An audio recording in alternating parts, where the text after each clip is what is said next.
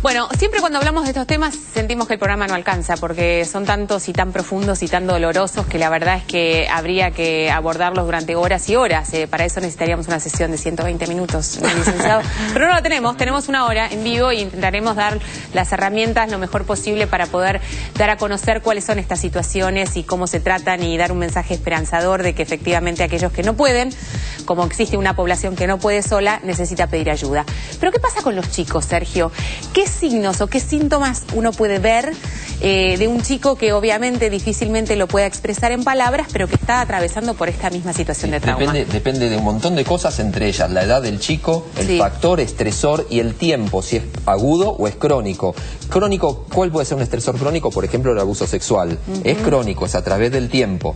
Y los síntomas que va a presentar el chico tienen que ver también con la edad del chico. En los más pequeños uno espera algún tipo de regresiones o fobias, como por ejemplo volver a hacerse pis en la cama, empezar de nuevo a tener miedo a la oscuridad. En los chicos escolares uno puede pensar en déficit de atención, déficit de aprendizaje, conductas desafiantes hacia los mayores. Y en los adolescentes también hay que pensar en conductas depresivas, abuso de sustancias. Eso resumiéndolo a 2 minutos, pero tenemos un montón más para hablar. Obvio, pero bueno, son ya elementos interesantes a tener en cuenta, como que puede ser un indicador de una situación en la que nuestro hijo no la está pasando bien. Y depende, uno es uno y el medio que lo rodea y toda su historia. Depende de toda esa conjunción de cosas, cuál es el síntoma que va a experimentar el niño y cómo lo va a superar. Bueno, como ustedes saben, nosotros pasamos de las situaciones más dramáticas a por ahí, comparativamente a no ser tan dramáticas. Si hablamos de un episodio cardíaco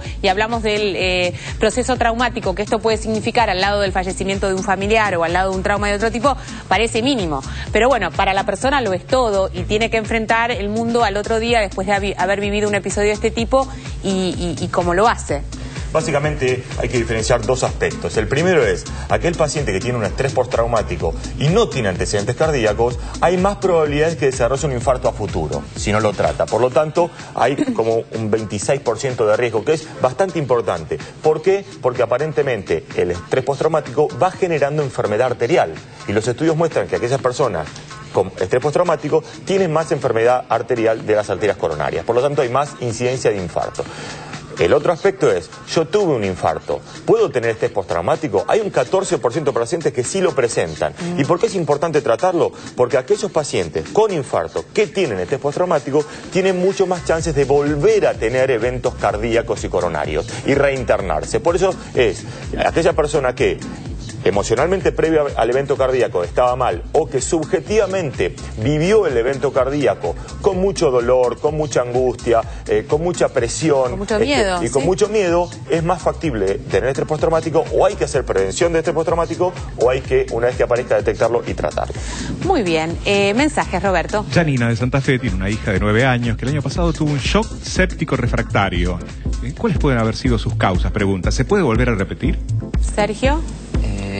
Hay un error en la pregunta, yo creo, porque si tuvo un shock séptico refractario, lo más probable es que la chica le haya pasado lo de refractario. Un shock séptico seguramente fue algo bacteriano. Se puede volver a repetir como el mismo riesgo que tenemos todos de volver a tenerlo. Fenómeno. Otro mensaje. Patricia de Capital, su familia está atravesando un momento muy complicado por la adicción de su hijo. Con 23 años y un hijo, se separó y perdió su trabajo. Ahora volvió a vivir con ellos. Patricia y su marido están haciendo terapia, pero la situación a veces es insoportable. ¿Qué le aconsejan? Esto está bueno porque eso es lo que hablábamos recién, ¿no? Del proceso intermedio, cuando no se llega todavía a encontrarle una respuesta al conflicto y nos vemos como en el medio de esta batalla. ¿Querés contestarle? Bueno, digamos, a ver, acá me parece la consulta es más directamente sobre consumo de sustancias y realmente, digamos, el consumo de sustancias genera problemas interpersonales muy marcados en la gente, en la familia que lo vive, y la persona a veces le cuesta darse cuenta de qué tan difícil es salir de todo esto. Y el tratamiento involucra a la familia, no solamente a la persona que sufre la adicción. Claro, hay que aguantar. Sí, hay que aguantar. Esto es insoportable porque realmente lo que se genera, lo que el licenciado decía, es la codependencia dependencia, que es que la familia también sufre por querer adaptarse a la situación del adicto, que la adicción provoca en la familia. Esto genera un gran desequilibrio. Probablemente sea insoportable durante muchos periodos, pero no desistan, sigan buscando apoyo y terapia y redes de contención también para ustedes. Otro mensaje. Rosa de San Martín tiene 74 años. En el año 2007 perdió a su hijo por alcoholismo. Por el tremendo dolor se le produjo un tumor en el corazón. La operaron, salió bien. Ahora, con la ayuda de los médicos que la atienden y su creencia en Dios, vive sola y se siente muy bien.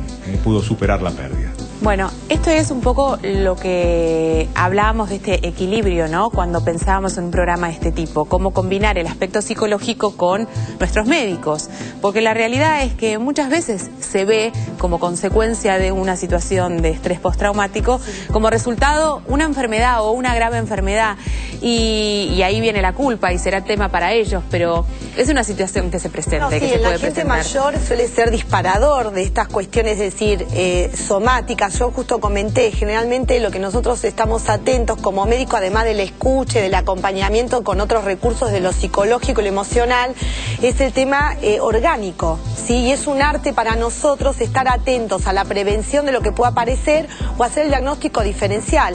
Es muy común que en un duelo normal las personas hagan, digamos, trastornos que parecen banales, el dolor de estómago, la opresión de pecho que puede confundirse con la angustia, y a nosotros nos pasa con la gente mayor que estamos todo el tiempo, ¿es la angustia o se está infartando? ¿Tiene factores de riesgo? Claro, ¿Lo mando a estudiar? ¿Está anémico porque no come, está caído y está abandonado, o porque tiene algo? Entonces, y seguramente la respuesta sea la combinación de las dos cosas. Exactamente, digamos, de hecho lo que resulta es que es mucho más prolongado el sentimiento, digamos, el acompañamiento de parte nuestro, más seguido, estamos más atentos, y bueno, hay que saberlo para ejecutar esto en la persona anciana. Y hay que saber trabajar en conjunto, ¿no? Que es lo que decimos una cosita siempre. muy chiquita, suele pasarnos en las personas mayores que a veces necesitamos recurrir un poquito de medicación versus otras cuestiones en donde no se es tan factible usar medicación, porque predominan síntomas realmente que no nos permiten hacer estos diagnósticos diferenciales, como la ansiedad, la falta de sueño, en donde a veces nosotros recurrimos a medicarlos con dosis baja. No hay tiempo para tratarse, por más de que uno sea viejo, demasiado joven o está en la mitad de la edad, el tratamiento conjunto es necesario para tratar estas cuestiones. Total, los dos, absolutamente. Bueno, nos quedamos con ese mensaje. Nos despedimos, que tengan una lindísima tarde. Nosotros nos reencontraremos a partir de mañana, obviamente a las 10:30 estaremos aquí en vivo. Gracias, licenciado, por haber venido. No, por favor, gracias a ustedes.